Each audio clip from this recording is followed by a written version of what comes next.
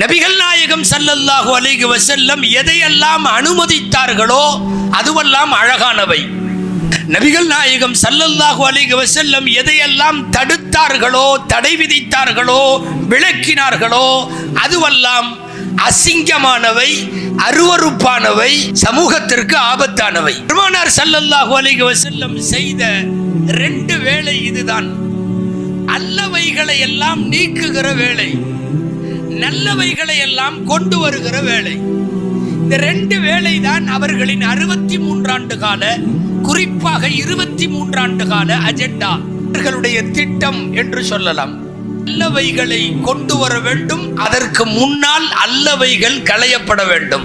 பொதுவாகவே ஒன்று உண்டு, எந்த நல்லவைகளையும் கொண்டு வருவதற்கு முன்னால் சீர்குலைவு அப்புறப்படுத்தப்பட வேண்டும். அப்பதான் சீர்திருத்தம் வரும். கெட்டதை அகற்றாமல் நல்லதை கொண்டு வர முடியாது. ஏற்கனவே கண்டபடி எழுதி கிறுக்கப்பட்டிருக்கிற ஒரு சிலேட், ஒரு பிளாக் போர்டு, ஒரு பேப்பர் கசமுசான்னு கிறுக்கி வச்சிருக்கிற இடத்துல நல்ல கருத்தை அதற்கு மேல் நீங்கள் அது முதல்ல அழியணும். போர்டை சுத்தமா தொடச்சிடணும், சிலேட் முழுசா அழிச்சிடணும். அது சுத்தமாக்கப்பட்டதற்கு பிறகு எந்த நல்ல கருத்தையும் எழுதலாம். சாக்கடையில விழுந்து அசிங்கமாக இருக்கிற ஒருவன் அப்படியே கூட்டிட்டு வந்து நிக்க வச்சு புது Dress போட்டு விட்டாலும் நாற்றம் போகாது.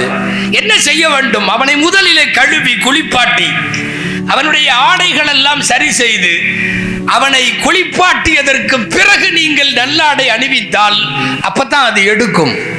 எனவே சீர்குலைவுகள் நகர்த்தப்பட்டால் மட்டுமே சீர்திருத்தம் சாத்தியமாகும்.